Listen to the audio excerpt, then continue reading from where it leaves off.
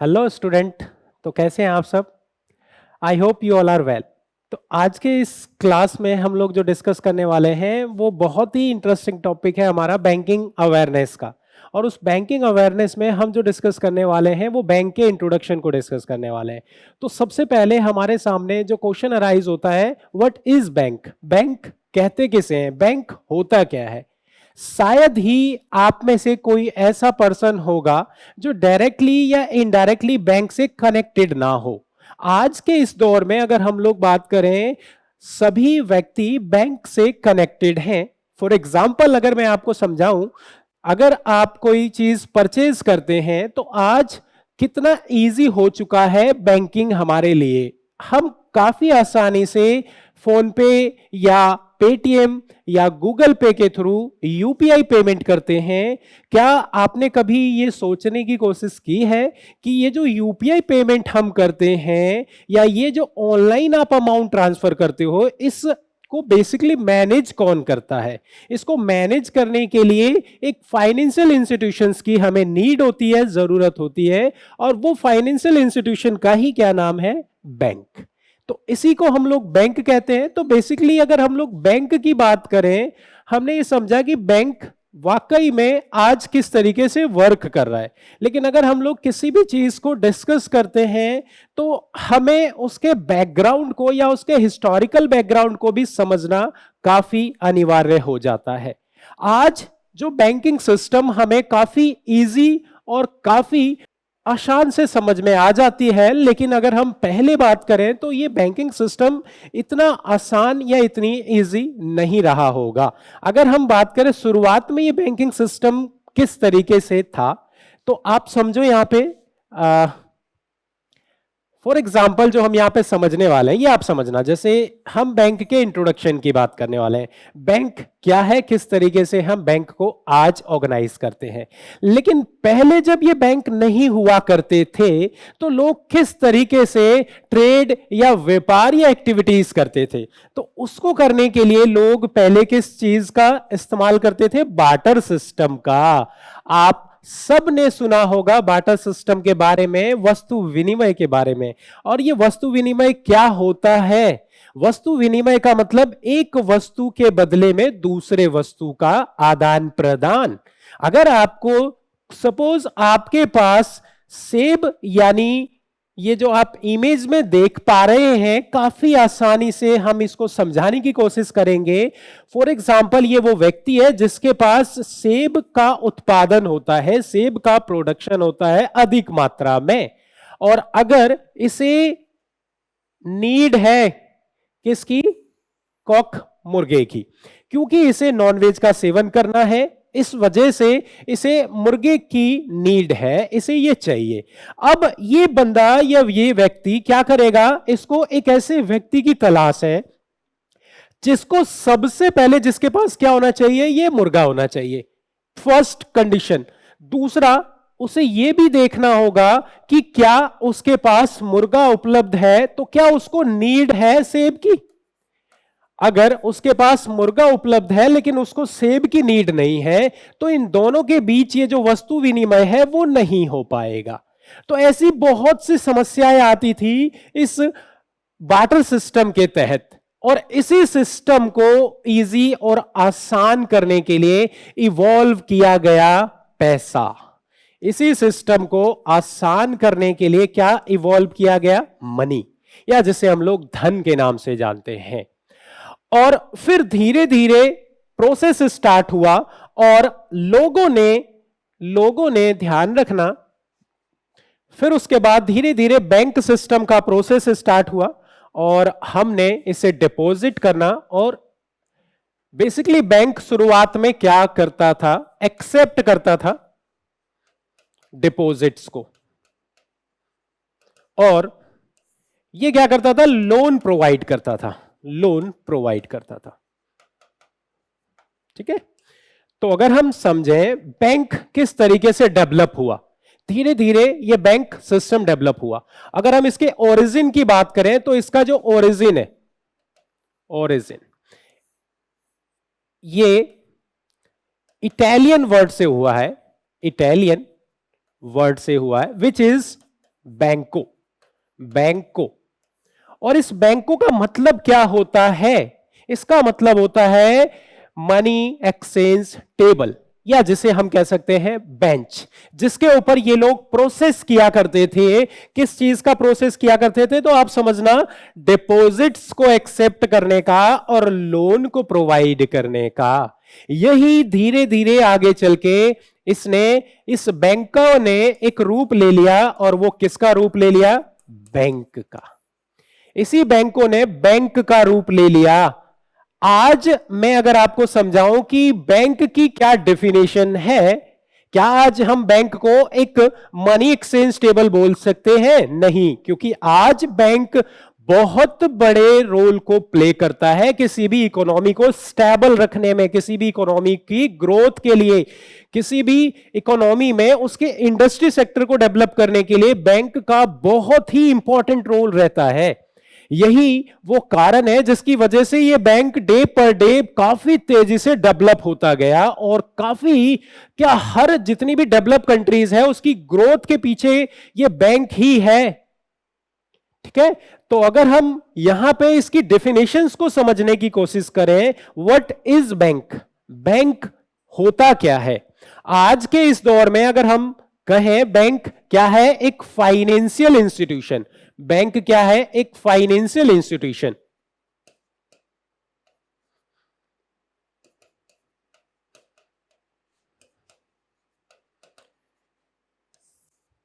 जो कि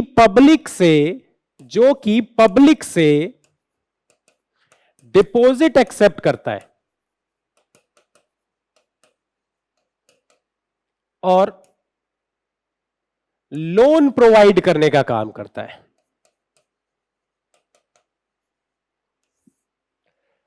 धीरे धीरे बैंक डेवलप होता चला गया। बैंक ने डिपॉजिट्स और लोन प्रोवाइड करना स्टार्ट किया। इसने एक ऑर्गेनाइजेशन का रूप लिया, एक इंस्टीट्यूशंस का रूप लिया, और ये डेवलप होते होते, अगर अब हम बात करें हमारे इंडिया की, किस तरीके से इंडिया में बैंकिंग सिस्टम वर्क होता है, इंडिया में किस तरीके से बैंकिंग सिस्टम वर्क करता है, तो आप यहां पे देख पा रहे हैं, ये जो हम लोग बेसिकली यहां समझने की कोशिश कर रहे हैं, ये क्या है? History of banking in India. History of banking in India. Bharat में बैंक का इतिहास किस तरीके से, यहां पे वाई होगा, ये थोड़ा मिसप्रिंट हो गया और ये नहीं होगा। History of banking in India, Bharat में किस प्रकार से बैंकिंग सिस्टम डेवलप हुआ उसको हम अब समझने वाले हैं। हमने वर्ल्ड में किस तरीके से बैंकिंग सिस्टम डेवलप हुआ उसके बारे में थोड़ा सा बेसिक समझा। सबसे पहला बैंक भारत में जो इवॉल्व हुआ वो 1770 में, 1770 में इवॉल्व हुआ, जिसका नाम था bank of Hindustan. Bank of Hindustan, bank of Hindustan. अगर हम बैंक की बात करें तो बैंक भी दो कैटेगरीज में पहले डिवाइड किए गए हमारे इंडिया में। एक जिसे हम लोग नाम देंगे फिरंगी बैंक, एक जिसे हम लोग नाम देंगे स्वदेशी बैंक। फिरंगी बैंक वो बैंक कहलाएगा जो विदेशियों के द्वारा ओपन किया जाएगा, स्वदेशी बैंक वो कहलाएगा जो हम इंडियंस मिलकर ओपन करेंगे, और किस तरीके से वो कार्य करेगा। तो इसी प्रकार से ये पहला फिरंगी बैंक हमारे इंडिया में आया, जो कि कोलकाता में ओपन किया गया, जिसका पहले नाम क्या हुआ करता था? कैलकटा। जिसका पहले नाम हुआ करता था कैलकटा, अब ये क्या बन गया है? कोलकाता। ये वो पहला बैंक है जो हमारे इंडिया में इसने काम करना स्टार्ट किया। ये एक यूरोपियन कंपनी थी जिसका नाम अलेक्जेंडर था।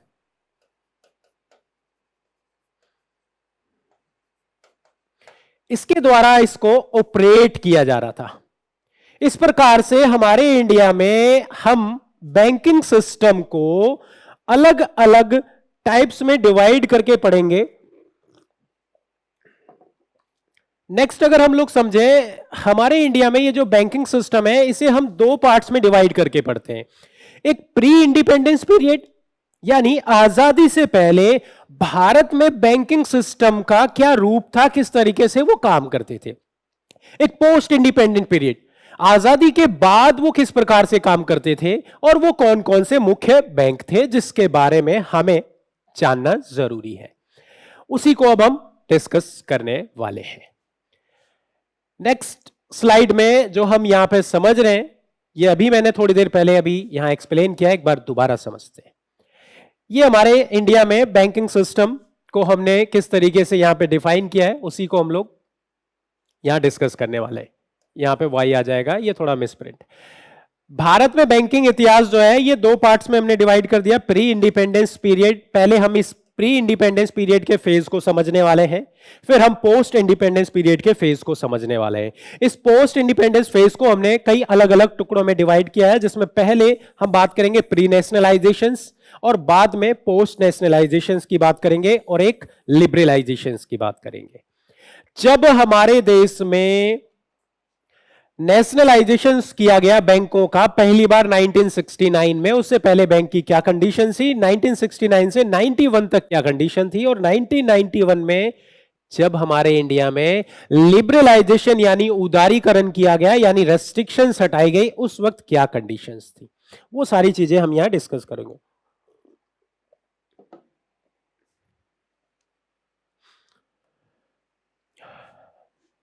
तो अगर हम लोग प्री इंडिपेंडेंस पीरियड की बात करें, तो बेसिकली ये जो प्री इंडिपेंडेंस पीरियड है, इसका टाइम पीरियड यहां पे क्या रखा गया है, इसका टाइम पीरियड 786 टू 1947, ये 1786 से स्टार्ट होता है। पहला बैंक हमारे इंडिया में ओपन किया गया जिसका नाम था बैंक ऑफ हिंदुस्तान, अभी हमने समझा, लेकिन वो एक पब्लिक सेक्टर बैंक नहीं था। यही वो कारण है कि जब हम प्री इंडिपेंडेंस पीरियड की बात करते हैं तो हम 1786 से बैंक को स्टार्ट करेंगे। 1786 में ये बैंक स्टार्ट हुआ और ये बैंक आगे चल के 1791 में ही क्या हो गया, क्लोज हो गया, जिसका नाम था जनरल बैंक ऑफ इंडिया। तो हम इस बैंक के बारे में ज्यादा बात नहीं करते, ये बैंक एक्चुअली फेल हो गया, स्टार्टिंग से ही इसकी फेलियर की कहानी हमने देख ली। इसके बाद अगला बैंक आया विच इज 1806 में ओपन किया गया, जिसको नाम दिया गया, आप समझना, इसका नाम था बैंक ऑफ कैलकटा, और इसी के नाम को चेंज करके रीनेम्ड किया गया। अंग्रेजों ने 3 बैंक ओपन किए जिसे वो प्रेसिडेंसी बैंक के नाम से बुलाते थे। उनमें ये पहला प्रेसिडेंसी बैंक था जो 1806 में ओपन किया गया और इसे बैंक ऑफ कैलकटा का नाम दिया गया। बाद में इसी का नाम चेंज कर दिया गया इन्होंने, और 1809 में इसके नाम को बदलकर रखा bank of Bengal, bank of Bengal. इसी प्रकार से इन्होंने 2 और प्रेसिडेंसी बैंक ओपन किए 1840 में और 1843 में, which is bank of Bombay, bank of Bombay and bank of Madras, bank of Madras, bank of Madras.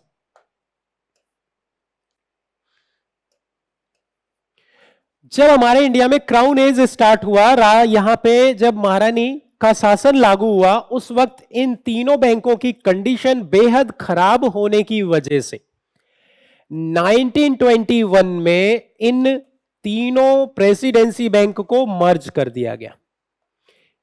इन तीनों प्रेसिडेंसी को मर्ज कर दिया गया और नाम दिया गया इंपीरियल बैंक ऑफ इंडिया। उसके बारे में हम आगे डिस्कस करेंगे। नेक्स्ट जो इन्होंने बैंक ओपन किया 1843 के बाद, वो पहला जॉइंट सेक्टर बैंक था हमारे इंडिया में और उसका नाम इलाहाबाद बैंक, उसका नाम क्या था, इलाहाबाद बैंक। तो नेक्स्ट हम लोग अगला बैंक डिस्कस करने वाले हैं जो 1865 में ओपन हुआ, 1865 में, इसका नाम था इलाहाबाद बैंक।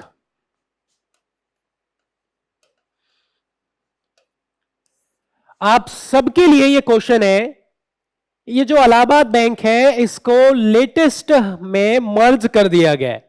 और वो कौन सा बैंक है जिस बैंक के साथ इसका विलयकरण हुआ है, यानी इसको मर्ज किया गया है। इलाहाबाद बैंक ये पहला बैंक था जो जॉइंट सेक्टर बैंक था, अंग्रेजों के द्वारा ओपन किया गया था, बट अंग्रेजों ने भी इसे पार्टनरशिप में ओपन किया था। इसके बाद अगला बैंक ओपन होता है 1881 में, और इसको नाम दिया गया अवध कमर्शियल बैंक।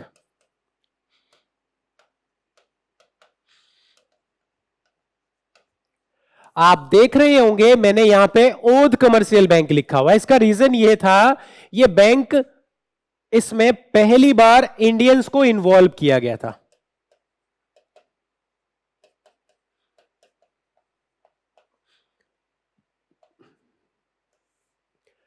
एटीन 1881 में अवध कमर्शियल बैंक ओपन किया गया। यह वो बैंक था जिसमें भारतीयों को सीमित यानी लिमिटेड लायबिलिटीज के साथ शामिल किया गया। इससे पहले जितने भी बैंक ओपन किए गए उसमें इंडियंस इन्वॉल्व नहीं थे। तो आप ध्यान रखना, वो पहला बैंक जिसमें इंडियंस का मैनेजमेंट सिस्टम था या इंडियंस शामिल थे वो अवध कमर्शियल बैंक था, ना कि Allahabad bank.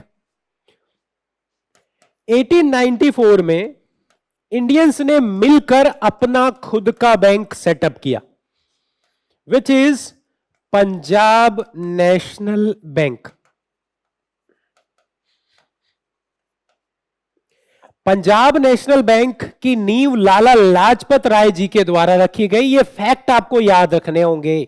Punjab national bank जब ओपन किया गया था लाहौर में था, इसे आजादी के वक्त शिफ्ट करके दिल्ली लाया गया।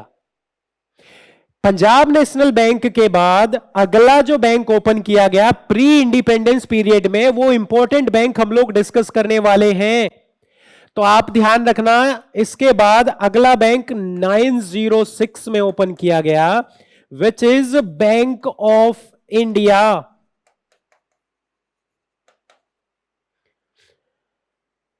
और 906 में ही ओपन किया गया कैनरा बैंक। 908 में ओपन किया गया बैंक ऑफ बड़ौदा। ये वो बैंक है जो आज काफी फेमस है। बैंक ऑफ इंडिया की बात की जाए तो ये वो पहला बैंक है जिसने अपनी पहली ब्रांच, या अगर हम बात करें, अगर आपके एग्जाम में क्वेश्चन पूछा जाए कि वो कौन सा बैंक है जिसने सबसे पहले अपनी ब्रांच आउट ऑफ इंडिया में ओपन की, बैंक ऑफ इंडिया ने सबसे पहले अपनी ब्रांच आउट ऑफ इंडिया में ओपन की। ये 1946 में कारनामा किया है इसने, लंदन में। तो ये कुछ बैंक हमने यहां पे देखे प्री इंडिपेंडेंस पीरियड फेज के। इसी में अगर हम 908 के बाद कुछ और बैंक देखें जो हमारे लिए इंपॉर्टेंट है, इसके बाद नेक्स्ट ओपन किया गया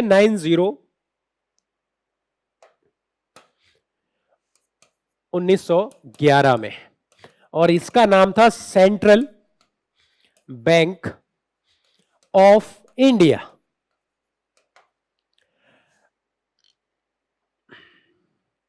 central bank of India open किया गया। ये सभी बैंक फंक्शनिंग कर रहे थे, काम कर रहे थे, बट जब अगर हम लोग फर्स्ट वर्ल्ड वॉर की बात करें तो फर्स्ट वर्ल्ड वॉर का इफेक्ट इस तरीके से पड़ा हर देशों के ऊपर, जिसमें भारत भी शामिल था, कि भारत के बैंकिंग सिस्टम की स्थिति क्या हो गई, बिगड़ गई। भारत के बैंकिंग सिस्टम की स्थिति क्या हो गई, बिगड़ गई। अब उस स्थिति को किस तरीके से सुधारना है, इसके लिए एक कमेटी बनाई गई जिसको नाम दिया गया Hilton young committee. Hilton young committee.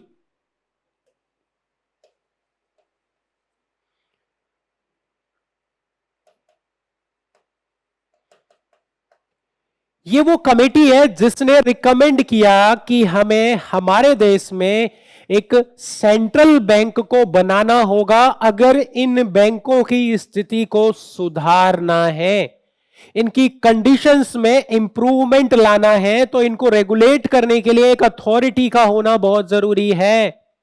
बाद में आगे चल के यह रियलाइज हुआ उसके बाद हमारे इंडिया में 1935 में क्या ओपन किया गया? उसका नाम क्या था? Reserve bank of India. Reserve bank of India. इसके लिए जो एक्ट बनाया गया, आरबीआई एक्ट, ये 1934 में बनाया गया।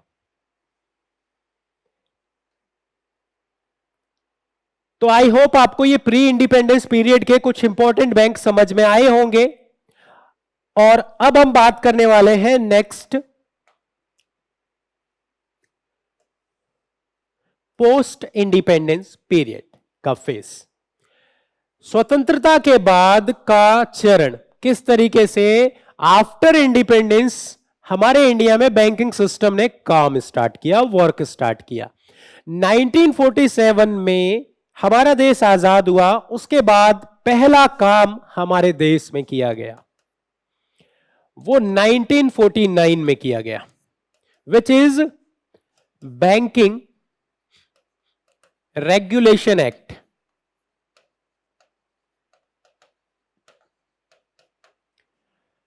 बैंकों को रेगुलेट करने के लिए एक कानून व्यवस्था बना दी गई और इसकी जिम्मेदारी सौंप दी गई आरबीआई को।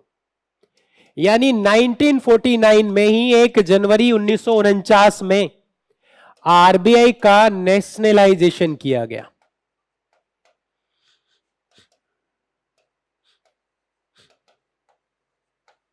आरबीआई का राष्ट्रीयकरण किया गया।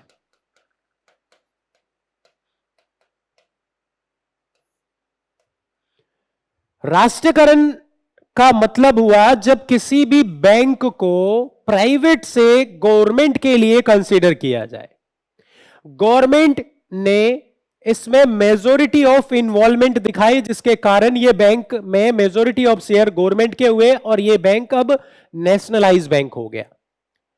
आरबीआई आजादी से पहले एक प्राइवेट बैंक के रूप में काम कर रहा था। आजादी के बाद हमने इसे एक सरकारी बैंक के रूप में तब्दील किया। साथ ही साथ सरकार ने इसको एक नई जिम्मेदारी दी कि भारत में बैंकिंग सिस्टम को आपको रेगुलेट करना होगा।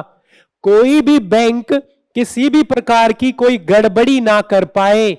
हमारे देश में आजादी से पहले बहुत सारे बैंक आए, लगभग 600 से भी ज्यादा, लेकिन सरवाइव कुछ ही कर पाए। उसके पीछे क्या फैक्ट रहे होंगे? उनका काम, उनकी कैलकुलेशन, उनकी स्टोरेज कैपेसिटी और सबसे बड़ा इंपॉर्टेंट फैक्ट उनके लोन देने का प्रोसेस, उनके रिजर्व रखने की कैपेसिटी। इन सब को डिसाइड करने के लिए एक रेगुलेटरी अथॉरिटी का होना बहुत जरूरी था और उसके पास कानून के तहत पावर होनी बहुत जरूरी थी, जो पावर सरकार ने आरबीआई को प्रोवाइड कर दी 1949 में। अगर कोई बैंक डूब जाए तो आजादी से पहले ऐसी कोई कंडीशन नहीं थी। अगर कोई बैंक डूब जाता है तो आजादी से पहले कोई भी पैसा वापसी नहीं होती थी। लेकिन आजादी के बाद जैसे ही बैंकों को रेगुलेट करने के लिए कानून व्यवस्था बनाई गई, उसी प्रकार से एक एक्ट बनाया गया, DICGC act 1961, deposit insurance credit guarantee corporation act 1961 के तहत यह कहा गया कि यदि कोई बैंक डूबता है तो उसका रिस्पॉन्सिबल कौन होगा? आरबीआई।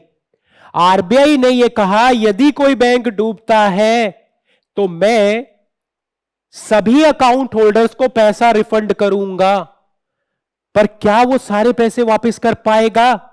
नहीं। तो उसने एक कंडीशन लगा दी कि मैं पैसा वापस तो करूंगा पर अप टू 5 लाख तक ही करूंगा। दैट मीन्स अगर बैंक डूब जाता है तो आपको 5 लाख से ज्यादा पैसे नहीं मिलने वाले। ये इंटरेस्टिंग पॉइंट याद कर लेना, नोट कर लेना कि अगर कोई बैंक डूब जाता है तो उसके ऊपर आपको जो पैसे रिफंड मिलेंगे वो मैक्सिमम कितने मिलेंगे। 1949 में हमने आरबीआई को यह अथॉरिटी प्रोवाइड कर दी, आरबीआई को नेशनलाइज्ड कर दिया। इसके साथ साथ 1955 में 1955 में हमने ऐसा क्या किया? 1955 की बात की जाए तो हमने 1955 में 1955 में स्टेट बैंक ऑफ इंडिया बनाया।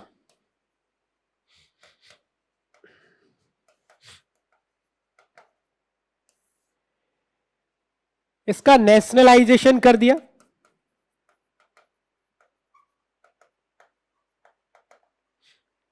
इसका old name imperial bank of India.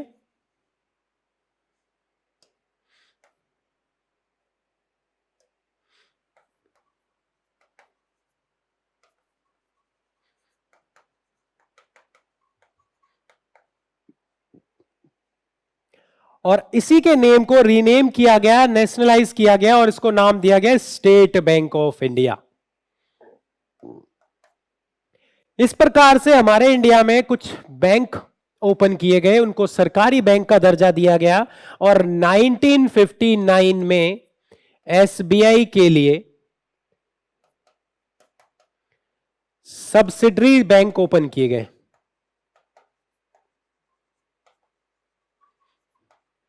Jin subsidiaries बैंकों की बात की जाए उन्हें 1 अप्रैल 2017 में वापस एसबीआई के साथ मर्ज कर दिया गया।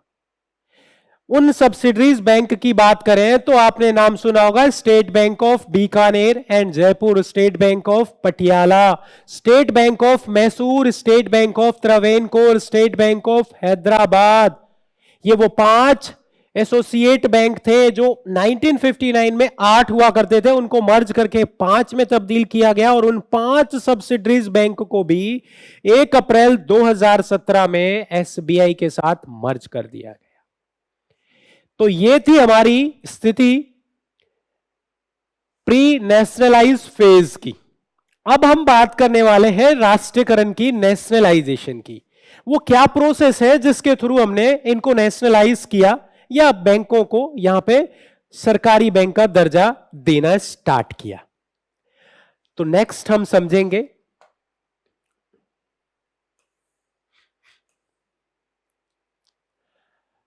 Post nationalisation phase. राष्ट्रीयकरण के बाद की स्थिति क्या थी? राष्ट्रीयकरण के बाद की स्थिति 1969 में गवर्नमेंट के द्वारा एक नोटिफिकेशन इशू किया गया, हम सभी प्राइवेट बैंकों का राष्ट्रीयकरण करना चाहते हैं। राष्ट्रीयकरण यानी नेशनलाइजेशन, और इसको करने के पीछे सरकार के क्या मंसूबे थे, सरकार क्यों बैंकों का राष्ट्रीयकरण करना चाहती थी और प्राइवेट बैंकों की इतनी हालात क्यों खराब थे कि वो सभी बैंक अपने आप को सरकार के अंडर में आना चाहते थे।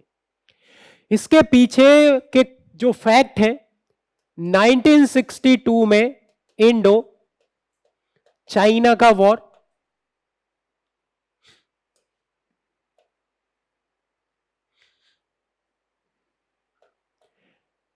1965 में इंडो पाकिस्तान का वॉर, 1965 और 66 में इंडिया में ड्रॉट। यानी मुसीबत इस कदर घेरे बैठी थी हमारे इंडिया को कि प्राइवेट बैंकों की हालात इतने बद से बदतर हो चुके थे कि अब उन्हें सरवाइव करना मुश्किल हो चुका था। इनके सर्वाइवल के लिए इन्होंने फाइनली अपने बैंक को सरकार के अंडर आने के लिए एक्सेप्ट किया।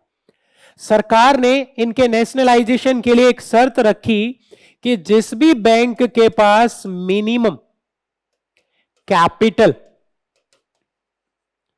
यदि 50 करोड़ यानी 50 करोड़ और अबव होगी तो ये वो बैंक होंगे जिसको हम पहले फेज में नेशनलाइज करेंगे। तो ऐसी शर्तों पर 14 बैंक यानी 14 बैंक खरे उतरे और उनका राष्ट्रीयकरण किया गया। अब बात आती है कि वो 14 बैंक कौन से थे, तो उन्हीं 14 बैंकों की हम बात करने वाले हैं। वो 14 बैंक के नाम इस प्रकार हैं।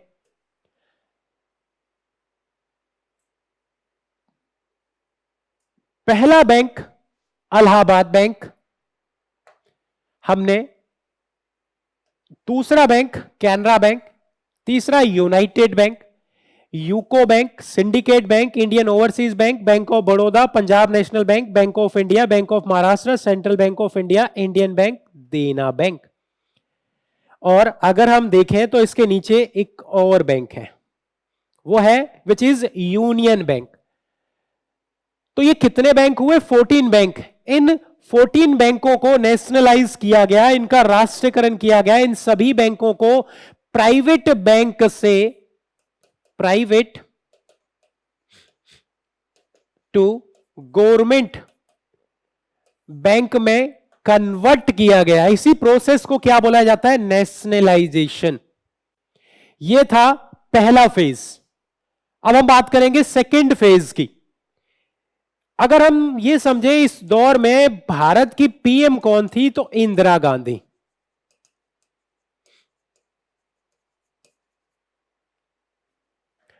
सेकेंड फेज की बात की जाए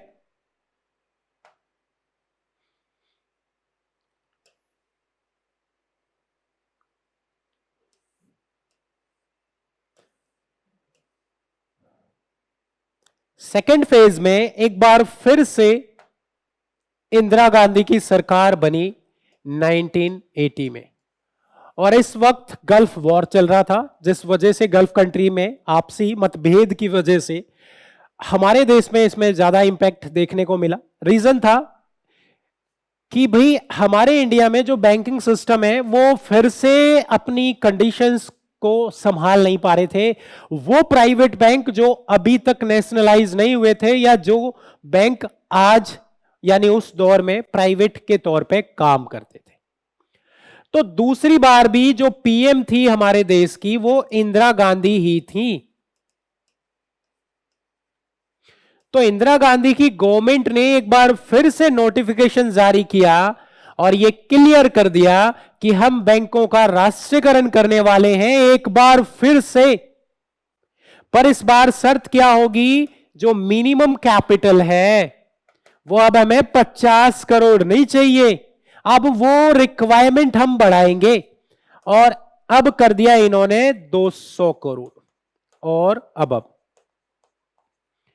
और ऐसे कितने बैंक थे? 6। यही वो 6 बैंक हैं जो 1980 यानी नेशनलाइजेशन किए गए सेकेंड फेज में। पहला bank Punjab and Sind bank, दूसरा Vijaya Oriental bank, corporate bank, Andhra bank, new bank of India. इस प्रकार से हमारे इंडिया में 2 बैंक जिनको नेशनलाइज किया गया, 2 टाइप में हमने नेशनलाइज किया। पहला हमने 1949 में हमने आरबीआई को नेशनलाइज किया।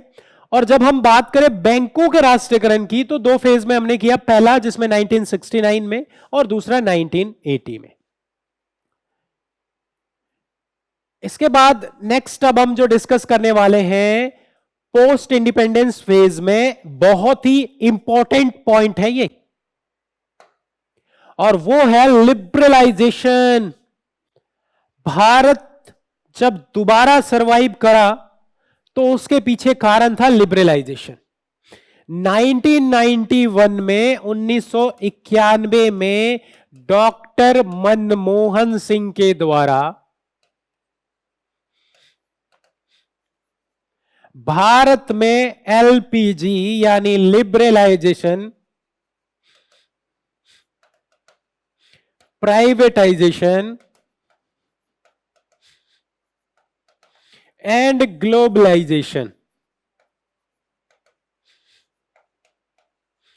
उदारीकरण, निजीकरण एंड वैश्वीकरण,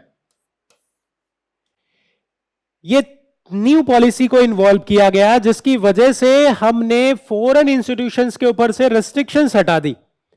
अब वो इजीली हमारे इंडिया में आ सकते हैं, ट्रेड कर सकते हैं, व्यापार कर सकते हैं, अपने बैंकों की ब्रांच हमारे इंडिया में ओपन कर सकते हैं। पहला विदेशी बैंक जो हमारे इंडिया में आया उसका नाम था HSBC। यही वो बैंक है जो सबसे पहला एटीएम हमारे इंडिया में लगाता है। हमने विदेशी बैंकों को अपनी शाखा, अपनी ब्रांच इंडिया में ओपन करने का लाइसेंस देना स्टार्ट कर दिया।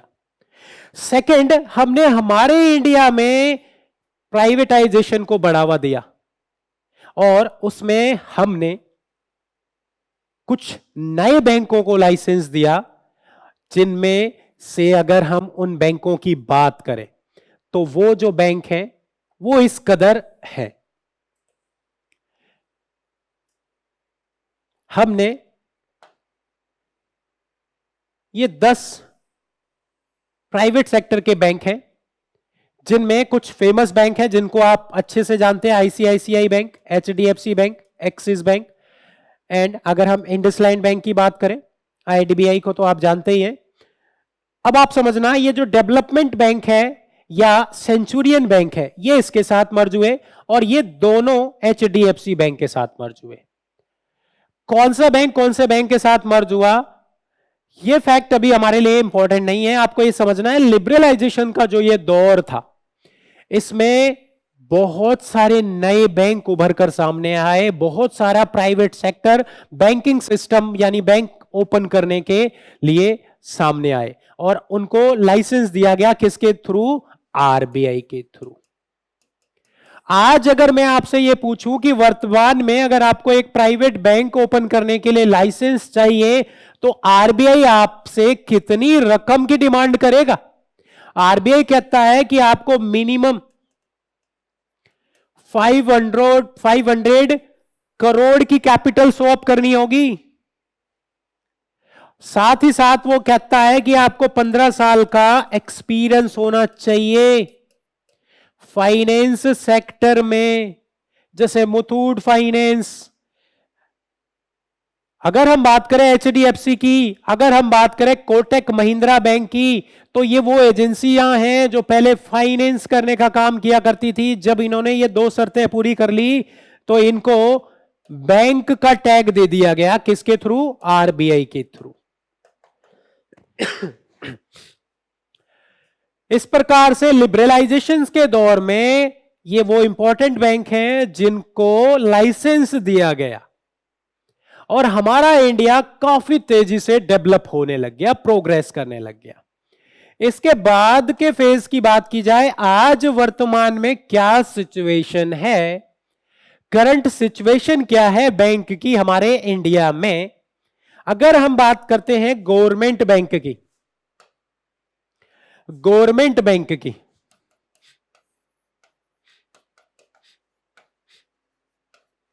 तो गवर्नमेंट बैंकों की संख्या 12 बच गई है।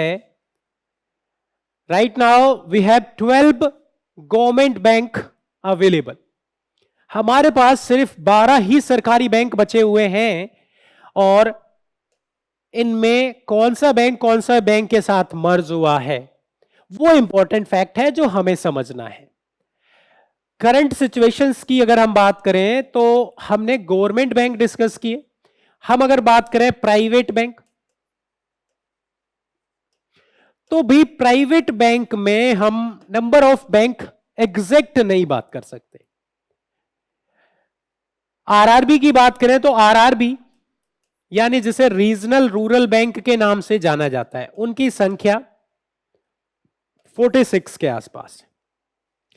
एक आपने सुना होगा जिसे हम लोग नाम देते हैं कोऑपरेटिव बैंक।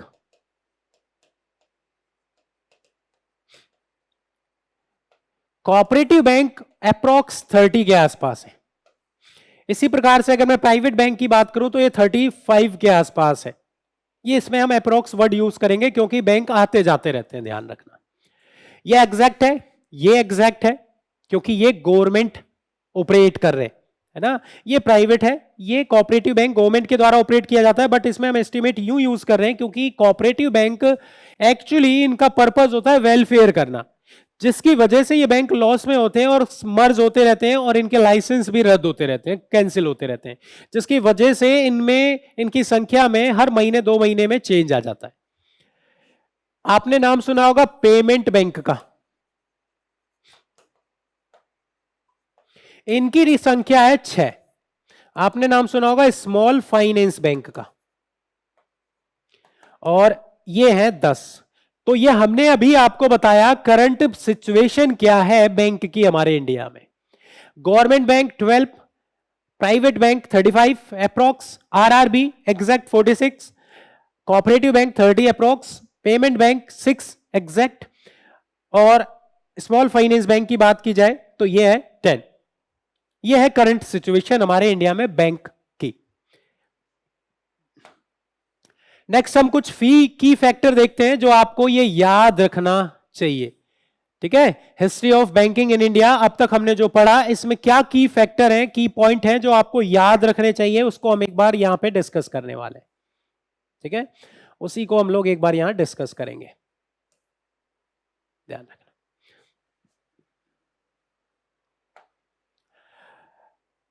फर्स्ट बैंक जो हमारे इंडिया में ओपन किया गया, फर्स्ट बैंक इन इंडिया, तो इसका आंसर हो जाएगा bank of Hindustan. Okay, Bharat में जो पहला बैंक आया वो था bank of Hindustan. First bank managed by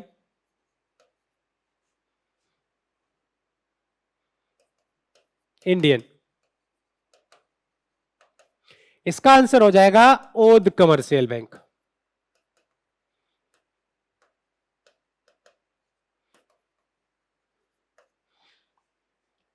first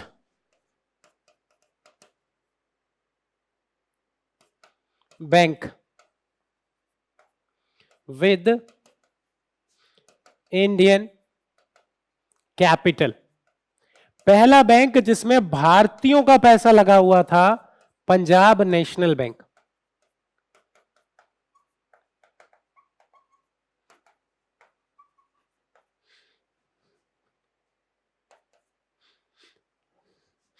first bank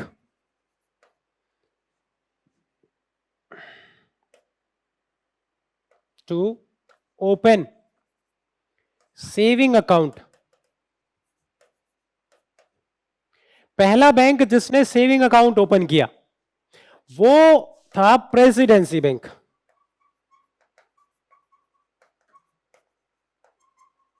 कब? तो 1833 में।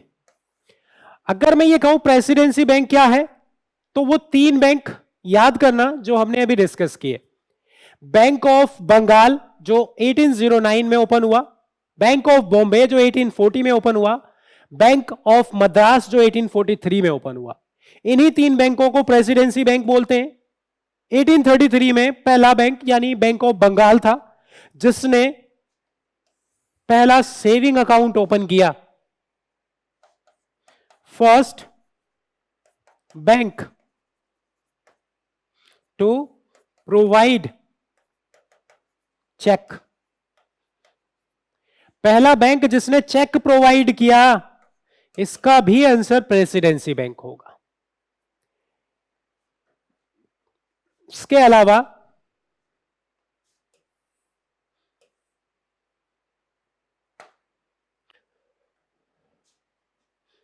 First foreign bank which is HSBC, इसकी फुल फॉर्म है Hong Kong Shanghai bank of China.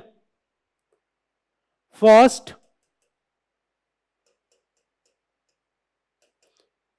ATM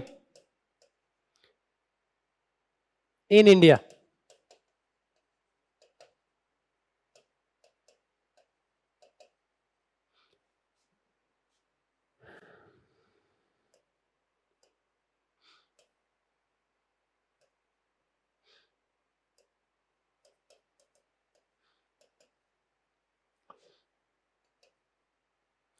ये भी HSBC ने ही ओपन किया था पहला ATM.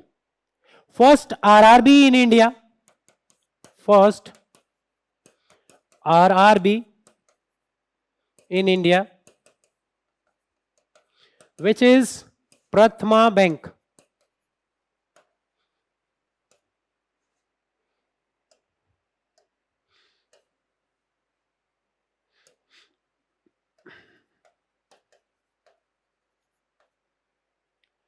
First Universal Bank,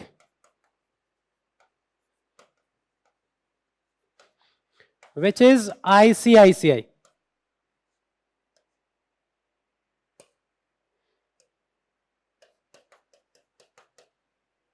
First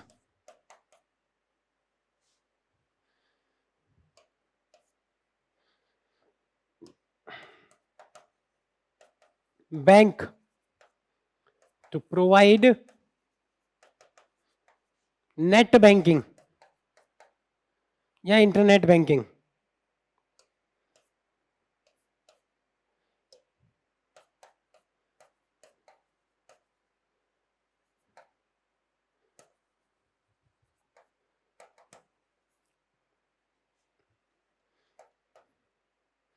which is ICICI। तो ये थे हमारे की फैक्टर्स आज की क्लास के जो आपको याद करने हैं। और आज की क्लास में हमने बैंक के इंट्रोडक्शन को डिस्कस किया, किस प्रकार से बैंक हमारे इंडिया में काम करते हैं और कौन उसे रेगुलेट करता है, किस तरीके से इनकी शुरुआत हुई, बैंक का हिस्टोरिकल बैकग्राउंड हमने डिस्कस किया। ऐसे ही न्यू अपडेट्स के लिए, ऐसे ही वीडियोस के लिए आप सब्सक्राइब करें हमारा चैनल। ओके फ्रेंड्स, मिलते हैं हम नेक्स्ट वीडियो में आपसे।